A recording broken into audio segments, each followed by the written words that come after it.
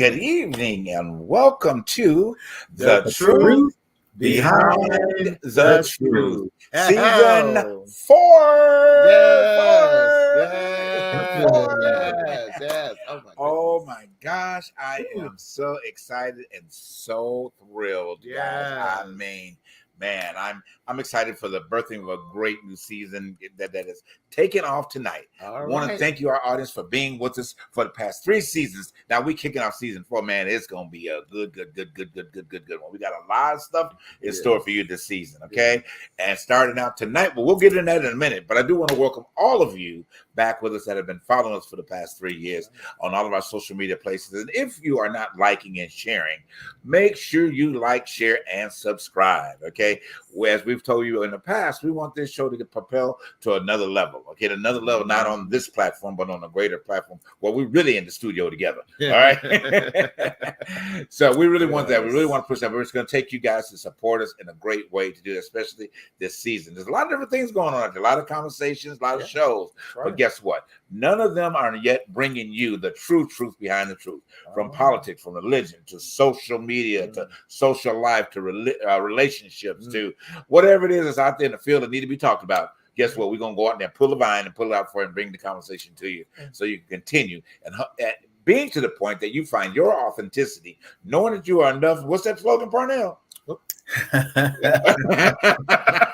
It's not my job to make you comfortable with my life. Absolutely.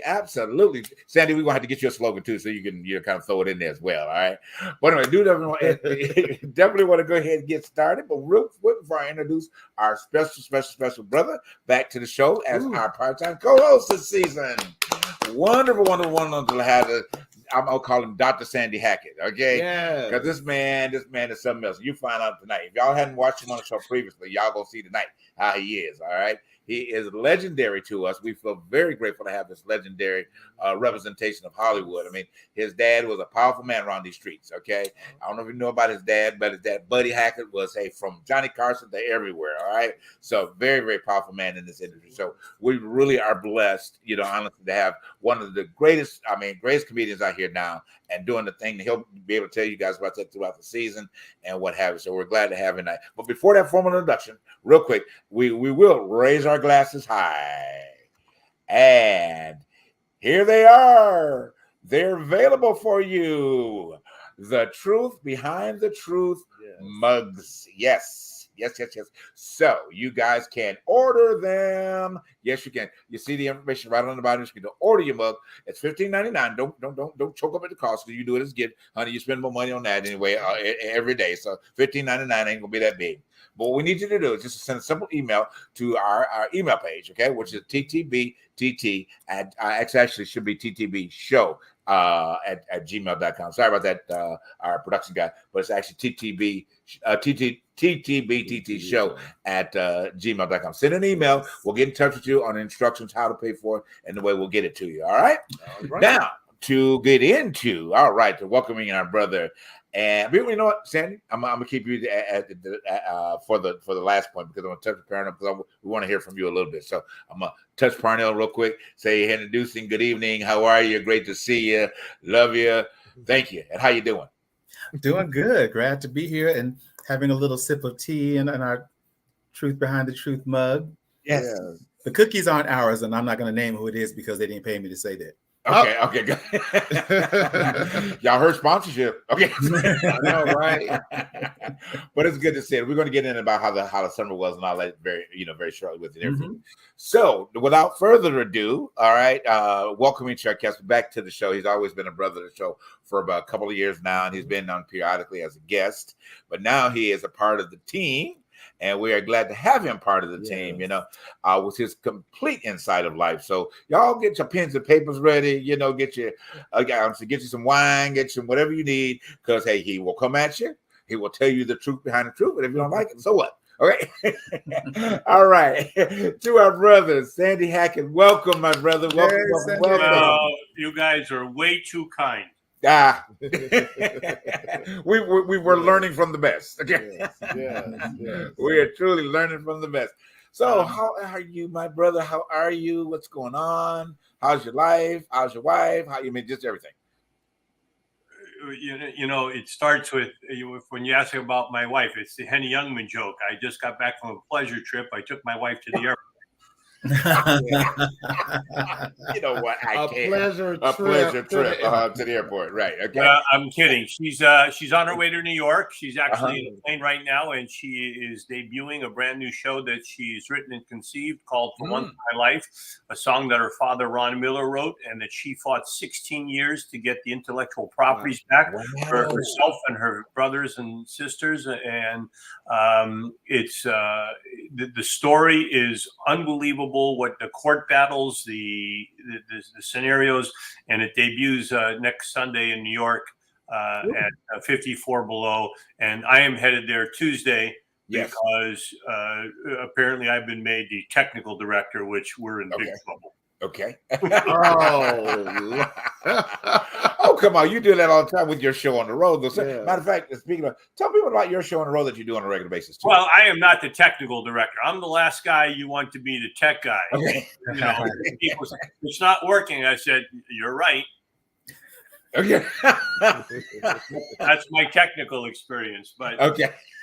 I've got a bunch of shows. We've got my wife helped me. It's interesting because we're both the offspring of legends in their own field. My father, Buddy Hackett, and I wanted to keep his legacy alive. And I wrote a show called My Buddy. Yes. And we tour with that. Of course, with COVID, like all of us, we were down and just sitting at home going, I wish I had the audience that I could talk to. And actually joining you guys, when we were at least able to do this, video, get out there to somebody. Right, and, exactly. And you sit at home all week going, I want to talk to anybody. Right. And we're starting now to get bookings again for our shows. And then I have a show about the Rat Pack, Frank Sinatra, Sammy Davis, Dean Martin. I played Joey Bishop. I wrote my wife into the show as a character called Frank's One Love, based on Ava Gardner. And then, of course, I did stand up. And my wife has a beautiful, beautiful voice. And maybe, one day we'll get a chance to see what she's doing. But you can go look her up, LisaDawnMiller.com. She's got a terrific voice. But thanks for asking. Right. So when we sing Someday at Christmas, everyone, this year, because Christmas is coming up, we're going to think of your father-in-law, Ron Miller. I'm telling you, you just can't be a songwriter like that. And we talked about this before the show, Sandy, earlier today about For Once in My Life. Oh, that song, it still hits. It still hits. Yeah. For Once in My Life, the words are so poignant, and I'm saying it's just timeless music, and that's where I feel like music these days, it has to get back to. We got to get back to that type of writing and that type of heartfelt message. So the amazing thing about music is that you have artists that put songs out and no one covers their stuff. It's their stuff. Nobody else really sings it. For whatever reason, probably because I've always referred to Ron Miller as a modern day Shakespeare. The guy was an incredible poet. His words and his songs, they just, I said to my wife when I first met her and started listening to her father's music, I said, your father has told the story of our lives through his music and the poetry of his words. And Someday at Christmas, which you just said, that song is now, almost, it's 55 years old, and it's still being used. Last year, I don't know if you remember, who had a huge hit with it is Lizzo. Oh, wow. Had a huge hit with it. Number one song at Christmas time last year was Lizzo's version of Someday at Christmas. And I don't know her, don't know why she picked it, but God bless you, Lizzo, because it's interesting. I mean, again, so many, I think, versions of that or artists have done. I still, and you know this, I still hold fast. I love Michael Jackson's version. I went from the Jackson 5 Christmas album. To me, it's just the way I don't know if the moment that he was in when he was recorded it or whatever, it just, to me, it just transcends. I love to hear that from him. Wow. That's just like one of my favorite Christmas albums. I mean, yeah, favorite Christmas album too. But at the end of the day, that particular song on that album, it just, and of course Stevie Wonder did it as well. Yeah, they're cousins. Yeah, well, yeah, exactly. They're cousins. So he did it as well, Yes, and I'm sure again. Thank you for the information about Lizzo doing. So I'm sure there's been a countless amount of artists that have recorded it. But going back to that, it's just I really, really, really enjoyed Michael's rendition of it. Yeah, but I think did Donny Hathaway do it as well? To your knowledge, Sandy. Did he sing for once? Someday at Christmas? Yes. I don't know. I mean, there's so many people that have sung it. I know. Amazingly, Justin Bieber sang it almost a decade ago, and it broke him. And when I say broke him, that was the song that he went on the George Lopez show, sang "Someday at Christmas." President Obama's daughters were watching and said, "We want him at the White House for the Christmas show." Okay. And then he took off from there like a rocket. But that was the song that introduced him to the world, even though he it had a following and he had music and stuff like that. But that was the one that got him on national television and then working at the White House. Yeah. Wow. But it needs to be our Christmas national anthem for this country, because this country needs to live by those words. That's so they true. need to live by those words. So true. Was that before we got baby, baby, baby? Oh. Okay, can't sing no more. We got to pay him. I know, right? Hey, whatever's in that cup, Parnell's working. Okay. All right. So before we get ready to go to break, Pete, tell us how about your summer? How was it? What'd you do? Anything exciting? Summer was good. I was busy. I moved up to becoming the board chair at Celebration Theater. Yes. Which has been interesting. It's like I'm the first Black person to ever be the chairman of the board there. So that's like, yes, come on, making some history. Congratulations. Yes. Thank you. Yes. And we just finished associate producing our one-man shows called The Real Black Swan. It's Confessions of America's first Black drag queen. Okay. It was William Dorsey Swan, who was formerly enslaved and was the first person known to declare themselves as the queen of drag. Oh, yeah, so that's where the terminology kind of inspired itself from. Where is the theater? Is it in Southern California? Yes. Yeah, we're here. That's a great show. That should go right to Florida, to the governor's meeting. I'm done. Wow. Yes. A command performance. Yes, absolutely. With a personal invitation to sit on the front row. Yes. And of course, all the strike activity that's been happening. Exactly. Yes, and we're total solidarity. At least the writers are back right now. Mm-hmm. Hopefully, we actors will get back. Within the next week or so, which is good. Anyway, we got a quick break for our first break of the season. So we'll be back and we will pick up with your events for the summer. Okay. And then we'll roll into our topics for tonight. Guys, we'll see you in just a minute after this quick break.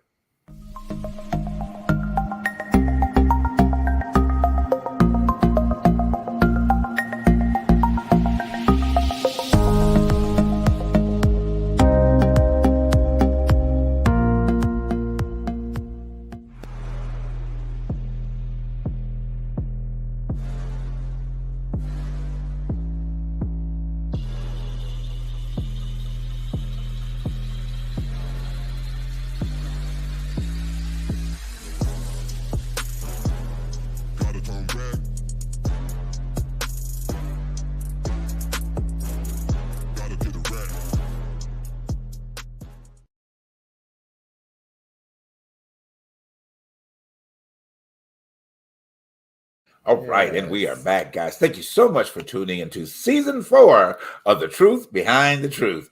All right, I'm sure you guys saw the commercial there. Order your mug. Please, get your mug. So when you're sitting in front of the TV, all right, or not even just when you watch Truth Behind the Truth, but reminding yourself of the importance of Truth Behind the Truth, and all your coworkers and everything. Now Christmas time is coming up. Yes. Send that email. Hey, we'll get them out to you. Give them as gifts. All right. The gift that keeps on giving. Okay. Every time you look at it, it's giving more to your life because you're experiencing your truth behind your truth. All right. Go ahead and dig in to how your summer was. Summer was great. Okay. Summer was good. I mean, different opportunities are coming their way, and know, and hey, work is work, but without work, there is nothing. You have to keep the lights on. But I feel like things are happening. Good. But the same with you. How was your summer? I mean, a lot. I mean, it was a lot. I mean, just different. I would say different. Being honest, different highs and lows. That we experienced. During the summer. That we both experienced, and then right at the point of our. Right at the point of going on hiatus, our grandmother transitioned. So that was a little, but we want to pay homage to her, send her love, in that great place of looking back at us and wishing well, because that's something that she did all the time. She was an advocate member of follow the show when she's opportunity to be in front of us. So we're keeping it going. We're keeping it, and Miss Hattie Willis, we are keeping it going. I mean, as we grow, we will put a soundstage to her name. At the end of the day, out there. So, but it taught me a little bit more gratefulness, gratitude, things like that this year, and a lot of different things to help mold that. Some conversations I had that I didn't want to have. Okay, but it challenged me to another place. So I think that it was a point of digging in deeper, really being focused on where the catalyst of Truth Beyond Truth I wanted to go, where I would love to see, of course, the show grow, and it's going to happen. So I spent time putting that energy into the universe, and I'm putting a demand on it so that all that is connected and involved with us, that we will all have a successful season 4 and many seasons thereafter, with that. So, and again, I'm so grateful to have my brother with us, Sandy with us as well. All right. Also to add, y'all, please go out and look at the Samson McCormick interview. Our interview. Sam McCormick interview on YouTube. On YouTube. Just go to his page on YouTube and you'll see the interview as well that we did. All right. Let's go ahead and dig in. I know you got the first topic over there. We're going to chat on tonight. Yeah, but Sandy, did you have something to say? Did you want to say anything before we go? I'm thrilled for Parnell. We didn't get to talk enough to get to be the chairman and the first Black guy in charge of the theater, and now you get to make the decisions about what you bring in and what's it going to do. Yeah. And you're the buck stops here, and it's a challenge, but good for you. Happy, and I want to come see a show down there one day.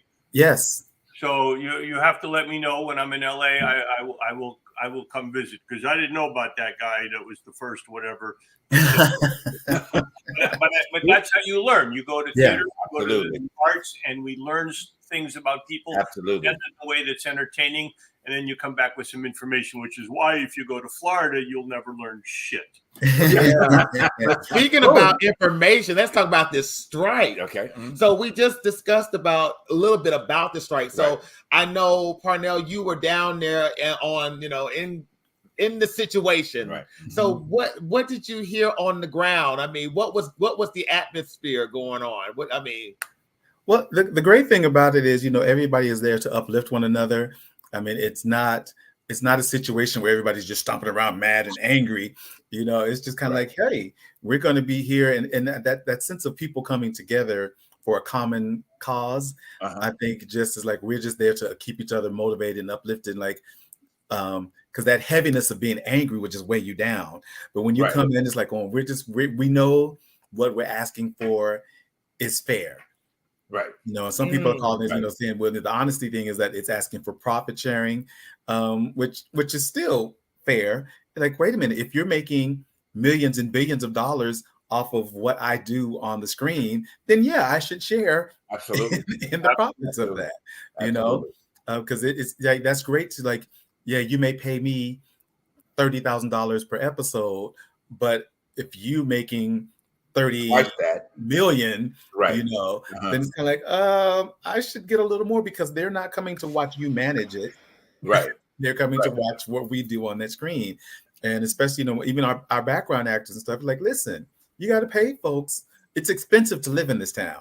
Right. Yeah. And folks shouldn't have to be, having to work 3, 4, 5 different jobs to make ends meet. Right. What they do generates so much money. So that was kind of an interesting thing, just to be there and see that camaraderie, and that like, even with the video games, we've authorized the union to strike against that. Again, it's like, listen, you got to pay. You guys make billions of dollars off of these people who do these video games. They need to share in that. That's true. Those profits. And it was like 98, I think, % of SAG actors approved of the authorization to go on strike if need be. So hopefully we won't have to, and we can, that reason will be seen, and folks are like, you know what they're asking really isn't that much. Right. They've paid more in PR, folks, trying to make themselves look good than they would have paid if they just agreed to what was being asked. Right. It's like, y'all spent 5 years of what we were asking for trying to make yourself look good. You could have just said, okay, that's fine, that's fair, let's do it, let's move forward, let's get this entertainment out there. Right, and if you had paid fairly, then we could have written for you to look good, and we would have won. But you wanted to go against us. Right. So 2 points. I know we got to go on. So Sandy, did you get out and participate in the strike at all? I did not get out and participate, but it was a long way to go, and I have a family to take care of, and so did everybody else. But I didn't feel that. I don't know. It just. I didn't. Okay, and I thought about getting out, there today, but then it's just like the work that I had to maintain on a daily basis. So it didn't leave me that room. So we talked about it a couple of times about going it. Then I think I mentioned it to Parnell, and I understand it. But I think that we did pay a lot of reference to it, prior to going on hiatus, and and I was always at the sending good words to everybody that's out there and did it. But my quick question, we got to move on, is just for the generalists of us as actors. So what do you think about the categories that actors are experiencing and have been experiencing forever in this industry, and the A-list, quote unquote A-list, the ones that are getting $15-20 million for a film? Now, in my respect, I think that I have worked with some of these people, which I could name, that you get on set with them, and you're like, you get how much? And it's taking you 8 takes to get these 3 lines together. You know what I'm saying? So what do you guys, just real quick, what do you think about the A-list categories of how people are getting paid? And then here it is, the average actor is not even making $30,000 a year, as a whole, from basically being cast or whatever. And all of you got to do to even get casted. Tons of auditions and the rejections and what have you. But anyway, so what do you guys say before we go to break real quick? Me? Yeah, anyone. Anyone. If you want to take it, Sandy, go ahead. Look, we live in a strata society, and those are the facts. And when we watch basketball or football, the elite get more, and if you're not elite, you get less. Somehow the NBA and the Players Association in the NBA figured out, we're going to be your partners, owners, and even though. And Chris Rock has one of my favorite jokes. He says, people say Shaquille O'Neal is rich. He said, the guy who pays Shaquille O'Neal, that's rich. But the NBA Players Association went to them and said, look, we're going to be partners. We're the product, and you've got the arenas and the stuff and the TV connections, but we're going to get half the pot. And we're going to split it up. And then we look at the numbers that these guys are getting, and some guys get more than others. And then you get a team where they say, oh, we're going to get the veteran for a minimum. You're playing next to a guy's getting $30 million for the season, and you're getting 600,000-700,000. Is it fair?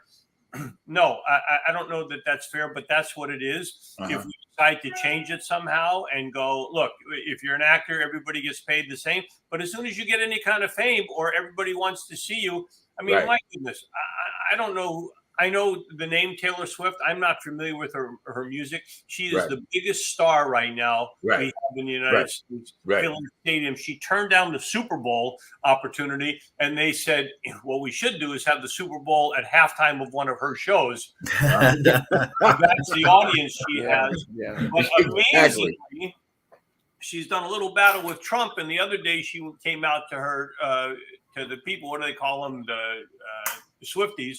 And she said, go register to vote. And Taylor Swift telling her people to vote. 35,000 people registered in like 8 hours. Yeah, that's true. We have said that so much on this show, typically, about people that are in that category of entertainers and whatever that are not doing that. Yeah. That really should. Can you imagine the voter crises that we see, that we wouldn't be seeing? But I know we got to go ahead, Parnell, make yours because we got to go to break. And I'm just echoing what Sandy was saying. Is basically like, the folks who are, if you're the face that people are are coming to see in that movie, you should get a bigger slice of the pie. I mean, that's, why you have your leads, you're supporting, and, your day players and all that good stuff. So everybody's not going to get paid the same. But it's just like, if we just make sure that the tiers are even, where it's like, if you're this tier actor, this is what the pay scale is. If you're this tier, this is what it is, because there's always going to be somebody that's at the top. That's always the best. Right. Paid more. Sure. Exactly. Did we get the signal for a break? I'm not sure if that was, did I see that? I may have been an illusion. Maybe not. I'm sorry. If we did, I thought I did say, I don't want us to run into that particular point, but if not, but I would like to add, though, I think it's very odious to the average American to keep repeating and saying, well, now these actors need to go find real jobs. Right. My thing is, what is a real job to you? And that's one thing. And for those who believe that is not a real job, look at your own jobs and figure out that, do you need to start walking out and striking? Because from what I'm seeing clear across the board, it's not only the actors and these people in the entertainment that needs to be striking. It seems like the whole country needs to be striking right now, because I'm seeing people making minuscule wages. And I'm seeing a lot of CEOs in each and every industry finding loopholes and how to discourage and how to at least find a way to take out whatever that needs to be to make a bonus, for them to make a bonus. So before you start bringing up rhetoric of they need to go find real jobs, think about it. You need to start looking into your own situation. Truth behind the truth. Truth behind the truth. which leads us into the auto workers. Okay. And the strike that's going on with that. Some people, especially being from Michigan myself, the auto industry was what really back in the day, it set middle class Michigan pretty much, because you could afford the nice car, you could afford the nice home, depends on where that home was and whatever the case may be. And all of a sudden that shift came and they started decreasing the amount that these people were getting paid and putting more demand on them, or the education level shift, because now you had to learn how to, whether you were doing it yourself doing the screw, now you had to learn how to teach the robot how to screw the screw. And once you got the robot in place, then you got 5 of your coworkers that weren't there with you any longer, because a robot was taken over at this point, So I do see their point, in terms of wanting to make more money. And I think that when you go into, and you and I have this conversation a lot, that when you have these CEOs, and it kind of piggybacks off what you're talking about too, Parnell, but these CEOs with these inflamed salaries. Honestly, me speaking, I could be wrong, and please correct me. There's no reason why in the world the CEO of an automotive industry should be making $20 million a year. There's not that much paper that comes across your damn desk, in my opinion. That's $20 million worth of money. You know what I'm saying? At the end of the day, now, I mean, it could be up for debate or whatever. They can say that I scratched my ear, I picked my butt differently, or whatever the case may be. But it's still, I think that is that's in excess. And then you don't want to even pay the people that are doing the work, which is on the ground level, or anything like that. Let's pick this up right after the break. I know we got this. I knew it was coming up at some point. All right, so we'll pick it up after the break. We'll be right back, guys. Or we may stay around for a little while. Right, but as a government worker, let me just say this. Now, the government, we haven't touched on this at all, but I want to put this up there. As a government worker, I think they need to start walking their asses out towards the Capitol, because the government and we know it's not going to shut down. It's been reported. It's not shutting down. Thank you, God. But the fact that it could shut down and people cannot and won't get paid. I'm talking about people like your TSAs, people who are working for serving in the military and all that stuff. These people don't get paid. Now, how as a congressman and as a senator, you can sit up there on a job and declare that we're going to shut down the government, which is going to take away somebody's livelihood. I'm just saying. Except theirs. They still get paid. Exactly. Except for, and Sandy, I'd love to hear your point about this. Please, Sandy, take it, because I'm still trying to. I'm trying to understand this. This is such a hot topic and such a hot button. First of all, since it's the truth behind the truth, let's tell the people that are listening and watching, in case you don't know, that one of the proposals that the Republicans put forward was to get a COLA raise, cost of living raise, but it's bullshit, because really what it was is give us more money while all of you don't get more money. Congress should get more. We want to give ourselves a raise, and the hell with you. So that didn't go through because the Senate wouldn't let it go through, and enough representatives said, no, we're not buying into that one. But they tried to float that and put that out there.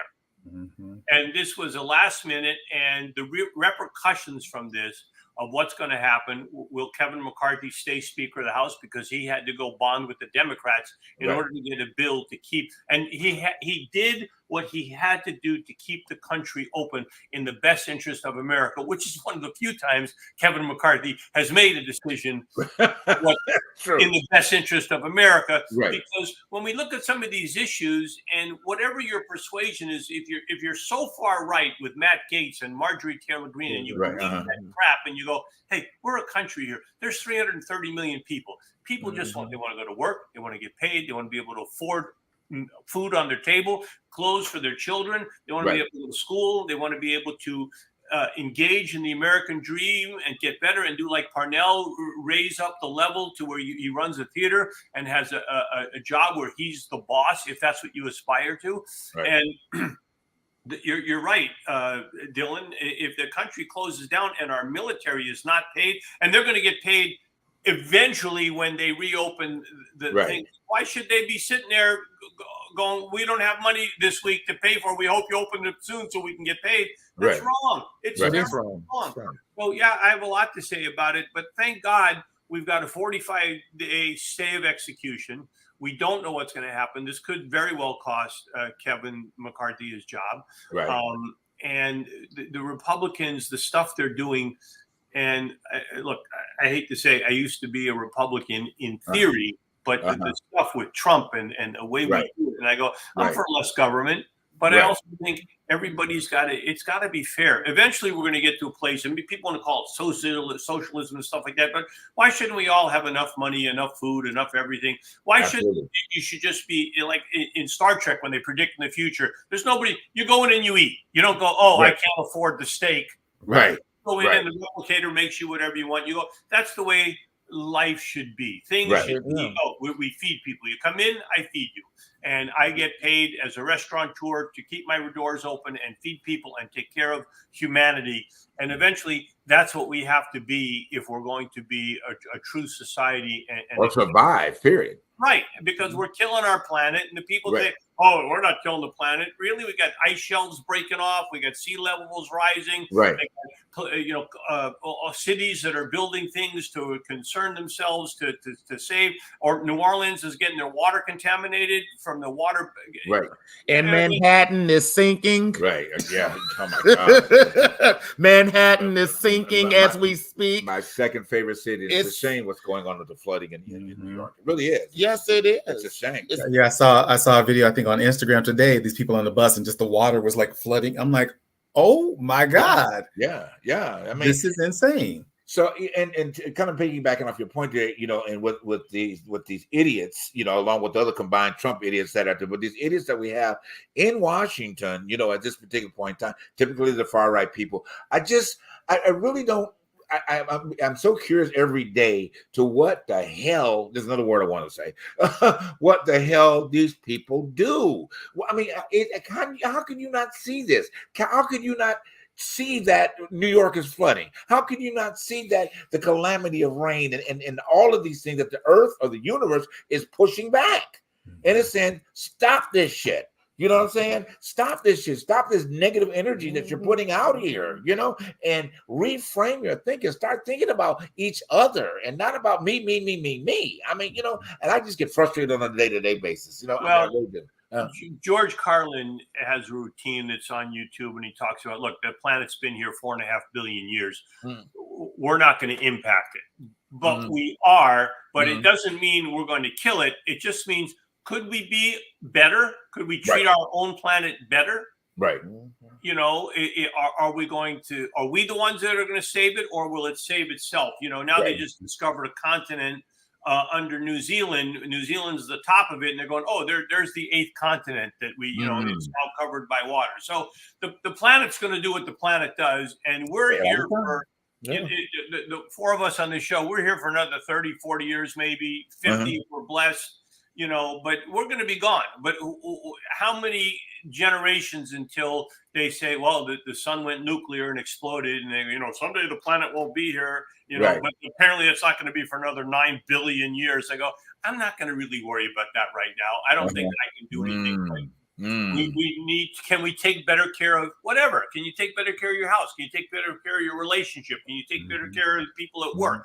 Can you be nicer? Can you be more humane? Can you be a better human being and take care of things? And yes, we all can. Right. Well, your boy Trump said in order for us to stop forest fires, we need to drain the water and moisten up the forest. We need to flood the forest. Wow. If that makes sense, where is this water going to come from? Where we're going to drain whatever he's supposedly going to drain and flood the forest? I'm trying to. So we're talking about the same idiot. You guys can expand on the same idiot that said grabbing a woman and her special areas would, catapult a different society. So I'm just saying. Let's stay. Let's also add this idiocy of that. But go ahead, guys. Cleaning up the brushes was also another situation too in California. Okay. Remember when he came to California and Newsom and was walking the damaged areas, and he said, well, in order for for us not to have these firestorms, it's for us to clean up the brushes, right? Even though the trees are dry, the air is dry, everything is dry, but we just need to make sure that the floor is cleaned. And that's to me is crazy. Right. But you have people who drank of that Kool-Aid and believe that Kool-Aid would save their lives. No. But what about the cyanide that's in it? But it's what they believe. And you know what? That is something that point, I'm again love to hear what Parnell, you first, and Sandy can go. Just to point the same. What did they believe that there was no government documents, in? Wow. But go ahead, Parnell. Oh, I'm through talking about that orange, man. The only orange I want to talk about is the color orange that I'm wearing now. I love it. It's the truth behind the truth, and it's just October is right here, and it is a Halloween color. Yes.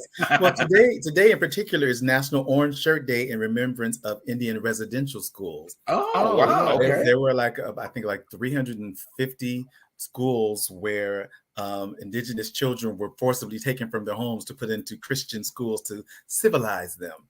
Oh. And today is the day that we wear the orange shirt to commemorate and remember that this happened. Okay. And I was just like, when I had it in my calendar, I was like, okay, I remember to wear an orange shirt today. And so that's why I'm orange. I know you said it, and we're going to get off of this. We have quite a bit more to talk about before we do. But I do want to do just for each of us to touch on this, because when we weren't together, all of the indictments and everything else came down. Okay. Oh yes. And so I wanted to just kind of bring that forward just a little bit, to kind of see where it was and what has happened in the past 48 hours, where it was with New York and everything else, and him, of course, once again at the point of having to pay $250 billion or whatever it is, that amount back to the city, which he will do, and which they're going to get him on. So, but anyway, let's just kind of throw that around real quick, and then we'll move on. Sandy, go ahead, you can take it for him. Well, I feel bad I don't have an orange shirt on. I just want to. I wish I'd known, because my research when we were in the production meeting, I'm going, well, it's National Hispanic Month, which and I'm going, but it's the last 2 weeks of September and the first 2 weeks of October, and I go, wow, we couldn't even give them a whole month. We had to break it up over 2 months. How rude. And then for you guys, Black History Month is February, the shortest month of the year, which I also don't think is fair. And then in Florida, Black History Month is February 29th. That's what Ron DeSantis turned into Black History. Yes, he did. 4 years, you get a day to go over Black History, and then you go, that's enough. Then you have to cut part of that out. So, right. What I love about it, here's the important thing in the truth behind the truth. These indictments, you've got half the country or 40% of the country that supports Trump thinks this is all BS. It's not. They're real. They are in Florida. They are in Atlanta. They are in Washington, D.C. They are in New York City. And there are other things, plus the woman that he raped that they gave a. So it's not fake. And no matter what you say, oh, it's been debunked, it is not. It is real. This it's not like, oh, there's one heavy charge or a couple. 91. 91. If you're a parent and your kid came home from school and you said he did something or other, you go, okay, I'm going to defend my kid. But if you go, every teacher's calling me every minute going, do you know what your kid did? Do you know what your kid did? Do you know what your kid did? Do you know what your kid did? 91 times you go, maybe it's my kid. Right. So if you're listening and you support Trump and you want to defend him, just know he's a liar. He's an asshole. These 91 counts, and he may not be found guilty on all of them, although he should, but he's going to get found guilty on a bunch of them. And he doesn't deserve to be our president. There are better human beings on this planet that deserve to be president. And and the sad thing is none of them are running on the Republican ticket. Yeah, well, and it's so funny to add on to that. In this country, it seems like bad behavior is celebrated. His bad behavior is so celebrated. You have people who, like me, like you, Sandy, who believe that, well, you know what, like you say, it's all for entertainment, it's all for show, but it connects them. They connect with his mugshot. They feel like because of the mugshot, he is more relatable than somebody who, like Biden or like Obama or like Jimmy Carter, who goes around and build homes, who do things that help the humanity. Is better than celebrating that, but we have to celebrate this because I can connect with that. It makes him more of what they call a blue collar type of situation of a man, if that makes sense. It makes him something that I can really get down in the dirt and talk to, and that's something that kind of baffles me a little bit, because I'm like saying, y'all don't understand that this man for many years should have been locked up. Even when he was running Trump Tower, even when he was doing bad business in Atlantic City, this man should have been arrested in the 90s. But now finally he has become, he, after the fact of being president, and they saw how awful he was, and still this man is talking about, and I'm so sorry I'm going off kilter with this, but his campaign speech is all about retribution. Retribution. What is retribution? It's all about revenge, and revenge against whom? Those who he feels are the enemy. And liberals, black, Jewish, man, woman, gay, straight, liberals are the enemy. And for anybody in LA, we live in LA, he's telling them to their face, I will not support you, nor will I give y'all any government assistance if I become president, because y'all voted against me. I will not support you. And you still have people here in this city and all over the U.S. saying I will support him regardless. And let me add this, and this will be the last thing. Anybody who is illegal in this country, get ready, because he's talking about mass deportations. Mass deportations. I'm hoping y'all are listening, because when he talks crazy, I'm not laughing. I'm believing, because we had somebody years ago. What was his name? Hitler. Right. Hitler was talking crazy in the 30s, and people didn't believe him. But hey, after 45, he did what he said he was going to do. I'm just saying. And to add on to what you're saying, the important thing to understand is it's not just the people that voted against him, because if you're black and you think that, well, if I vote for him, he'll leave me alone, you are grossly mistaken. Oh my God. No. If you vote for him or you don't vote for him, if you're black or gay or Jewish or anything that he's not, he's coming after you. And your theater, Parnell, he would close that down in a heartbeat. What? You've got gay subject matter? We don't need that crap. It's you know, there was one point, I'll leave this with this kind of semi-joke, and then we'll move on to the next topic right there. I saw this on Instagram. They were comparing Trump and this regular person, you know, at the end of the day. And at the end of the day, they were talking about both of them shitting, okay, at the end of the day. So So, well, one, you remember which one I saw? So one of them was going to an outhouse, okay, taking care of his business. And then they said, then you want to compare yourself to him where he'll go and shit in a gold toilet. Okay. Just saying. But anyway, let's move on. Never him. What's the next one? And well, I'm like this. If you support smash and grabs, yeah, get ready, because even Trump said he would shoot you at the door.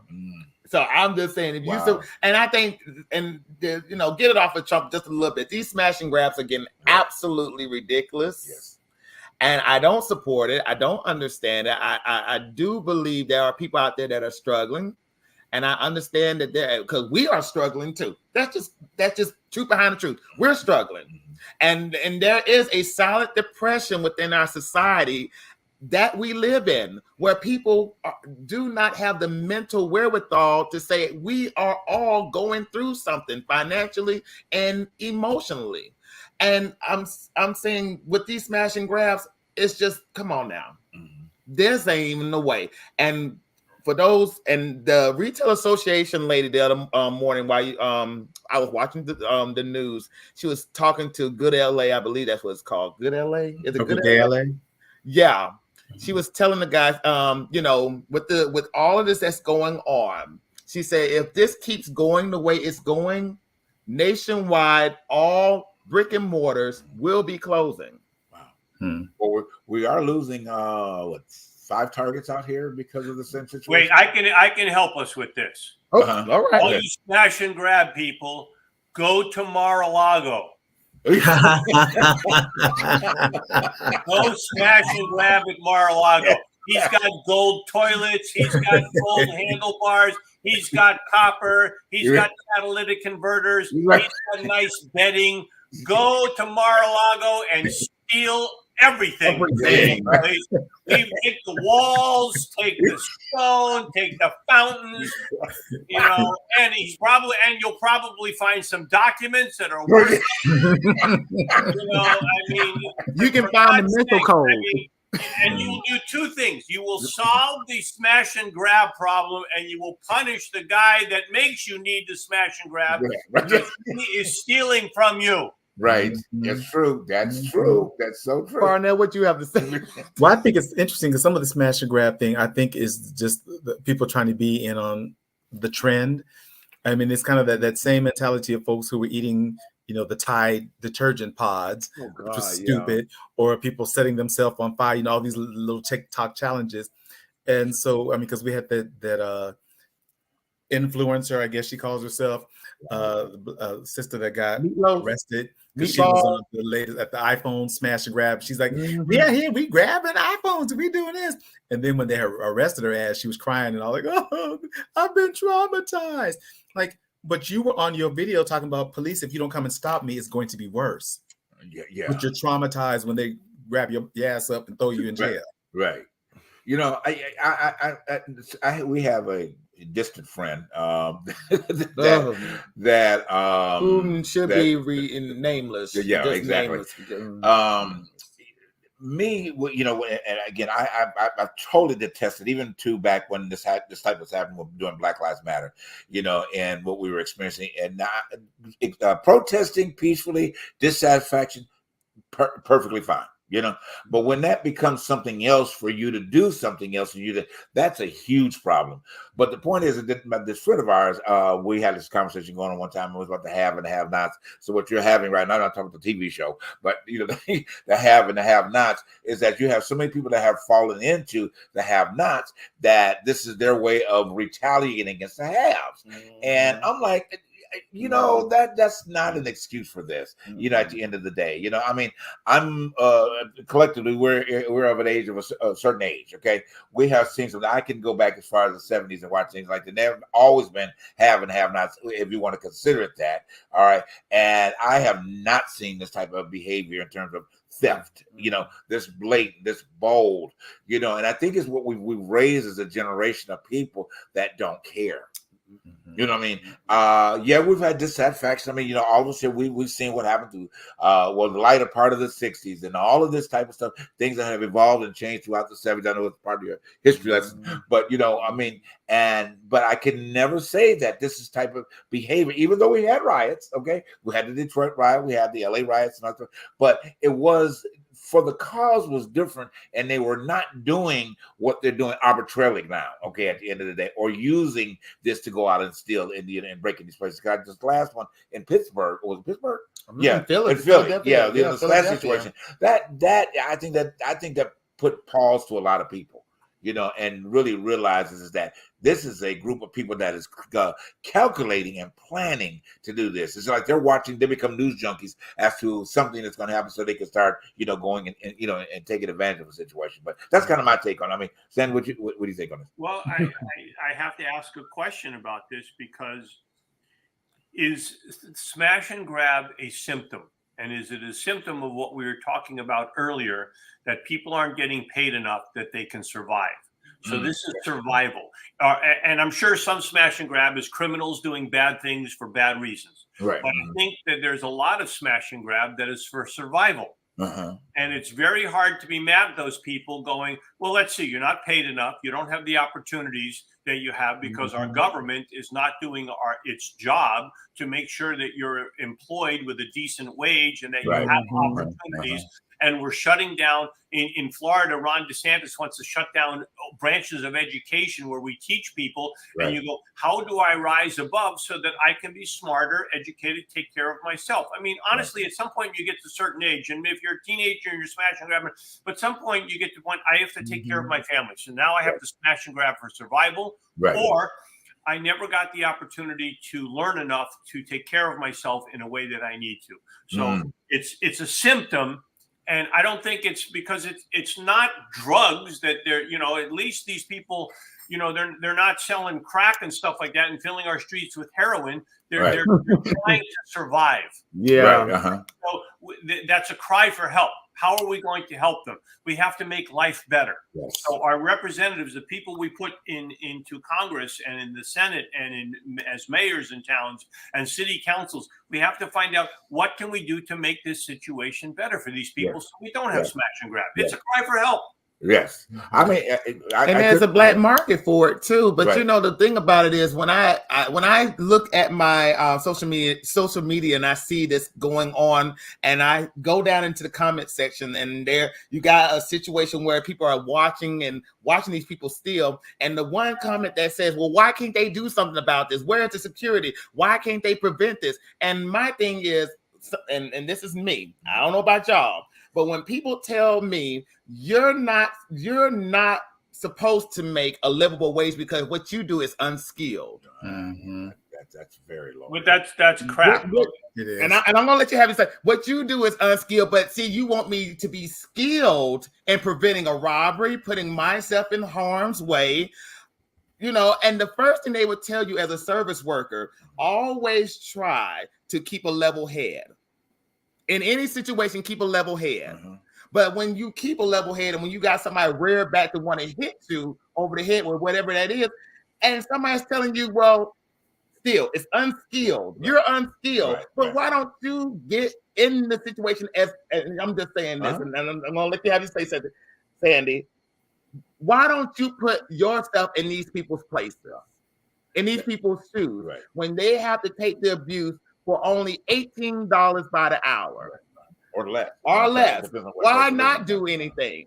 But you know, that's my little rant. Sandy, go ahead. Let me drop this nugget in real quick. So, but that goes back to what you were saying earlier on, you know, and I think the catalyst of where this country is, and the idiocy of people that want to follow behind Donald Trump. You know, I mean, at the end of the day, because this is a clear situation where you don't know who you are as a person.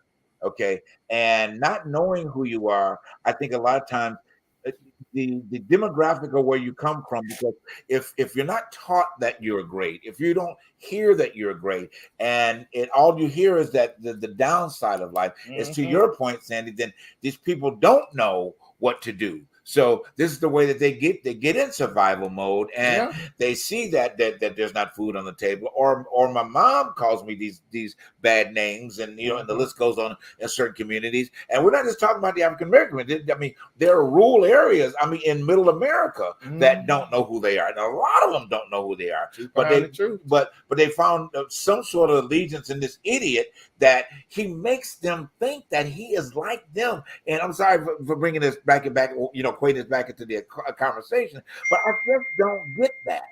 You know what I'm saying? I just don't get that, because how can you, like I said before we changed the conversation, you get an example of a man going into a outhouse, and then they show him going into a gold toilet. What? Hey, really? He's even telling you that excuse me for blaming, but I even shit on a different level than you do. Now that's pretty bad. That's pretty bad. But go ahead, Sam. I didn't mean to interrupt you in your point. No, I agree with you guys. But when you say about $18 an hour, and that's not a great wage, but it's not the old. I mean, when I was young, it was $5.50 an hour or something like that. But it's not the $18 an hour. What it is all the employers that say, we'll hire you for 22 hours a week, so we don't have to pay your insurance. Exactly. But it's paying the same thing. So exactly. If you get 18 something an hour and you get insurance and you go, okay, it's not the best wage in the world, but maybe I can work my way up to management. Maybe I can move across from this industry to another industry, but I need to be able to take care of my family and have insurance. As soon as I get any kind of medical or situation, I'm broke. Right. It's true. So, well, but to your point, there is that is one of the, I think, the behaviors, and I don't know if we were just going to consider that how capitalism rules, employment, but it is the truth behind the truth, and the fact that when there's a higher wage offered, then the hours become less, so they still keep you at the same thing that they did in the beginning. So you don't progress, you don't make any loophole. So I would say capitalism loophole, and it's just, I mean, there's so many levels to that, But anyway, we got to go on because we're running out of time. You have one more point real quick for the last couple minutes here. Oh, to be honest, no, that was about it. To be honest with you, that was it. I'm sorry, I'm sorry, I'm getting a little confused here. I'm looking at our time and wondering kind of what's going on here. Apologize about that, guys. But anyway, so I know, Sandy, you kind of made it a point. I know we mentioned in the production media you're going to mention about the Hispanic month. I know you made a quick laughter about it, but let's kind of elucidate on that real quick for next minute, and then because we do want to celebrate our Hispanic community. And let them know that we're so much a part of them, and the fact that, like you said, even though the month is a halfway of the month, we give them a month and a half, or half a month to celebrate. But go ahead, real quick. I know there was a point you were going to mention about it in our meeting. No, I didn't.